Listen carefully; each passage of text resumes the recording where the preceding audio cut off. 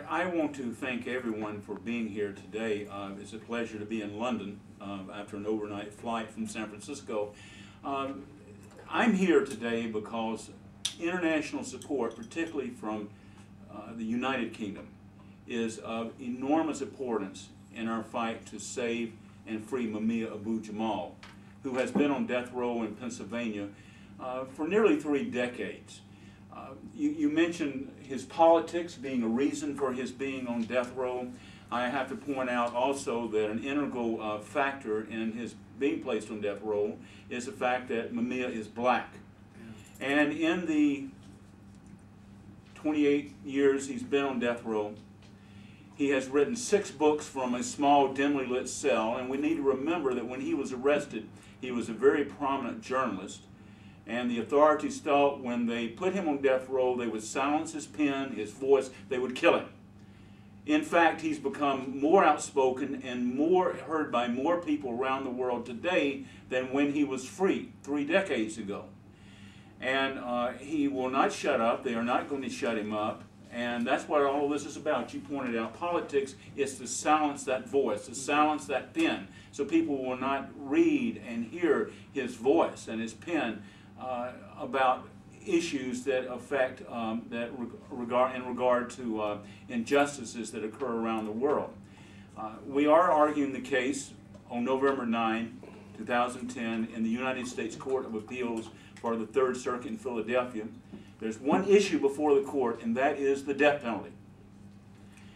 The government, I specialize in human rights work primarily dealing with death penalty cases.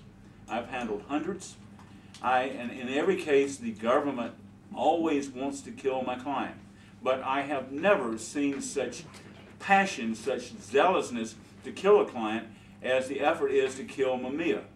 The 350,000 member Fraternal Order of Police spoke out 2 weeks ago at a showing of a film they have that's calling for the death of Mumia, that has some absurd, stupid theories. They have spent an enormous amount of money and will continue to do so. They're doing everything possible to kill this man who is so important. We need to remember that there are over 20,000 men, women, and children on death rows around the world. Mumia has become a symbol in the fight against the death penalty, against genocide, and against man's inhumanity to man, women, and children. And so this fight is about him, my client, my longtime friend, but this fight is also him as a symbol in the fight for all of these 20,000 people awaiting execution. And what you are doing, particularly Pan-African and your colleagues, other organizations, is so important. I remember speaking at a function of yours I believe it was early this year, in June, and I was so impressed to walk into that meeting hall, and it was full of people thousands of miles away from America and where Mumia is sitting on death row, but people who said, we care, we want our voices heard. And I will tell you that your efforts, if you keep making noise, it's a stimulus to what we're doing. This is a very difficult fight. I constantly get threats on my life for fighting for Mumia. It's a very, sometimes, lonely and discouraging fight. We now see that the government and the Fraternal Order of Police have even infiltrated some of our groups in America that are supposedly for Mumia. In February, I spoke at the World Conference Against the Death Penalty in Geneva.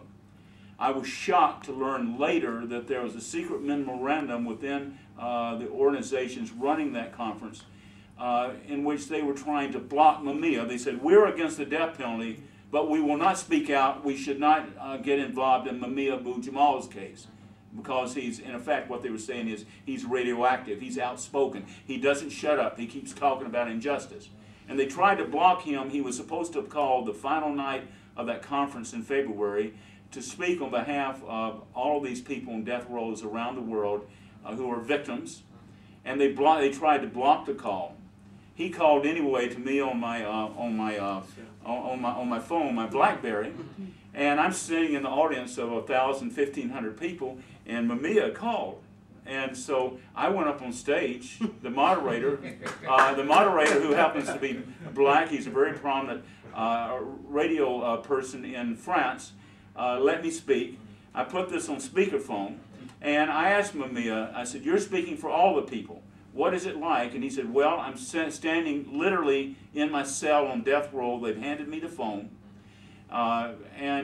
He talked about the hell of daily, what it's like for all of these people facing death daily, that there's a thread running through their lives, and that is they get up in the morning until they go to bed at night. They know that they're under a death. They're waiting to be executed, their date with the executioner. And I will tell you, I was in Paris recently. We had been invited to be on a program at the Paris bar. Then that was canceled again, and so nobody actually spoke from. It was supposed to be. It was about death row in America, and yet nobody spoke from death row in America, even though Mumia had been scheduled. It's what we call the Mumia exception. These caviar liberals, who abolitionists, who say, okay, we're against the death penalty, but not for Mumia Abu-Jamal. He's too outspoken. And I will tell you, Mumia, to the core of his soul, is still a Black Panther, what the Black Panther Party stood for. Many years ago, he was very active in the Panther Party. That's when he started his journalism as a teenager in the Panther Party. And that spirit of fighting against racism, against injustice, against ill treatment by the authorities of women and children and the poor, he still speaks out, and that Panther spirit lives on in him. He's nonviolent, but he's very aggressively against people's government injustice and abuse of people, particularly people who cannot help themselves.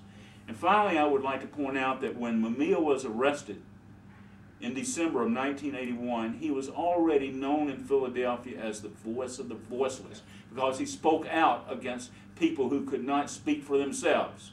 And that today that voice is stronger and heard by more people than ever before, and we must not let the government silence that voice. We must not let them execute him. And I will tell you that in all the years Mumia has been on death row, which is he has not left it for 1 second in all these years,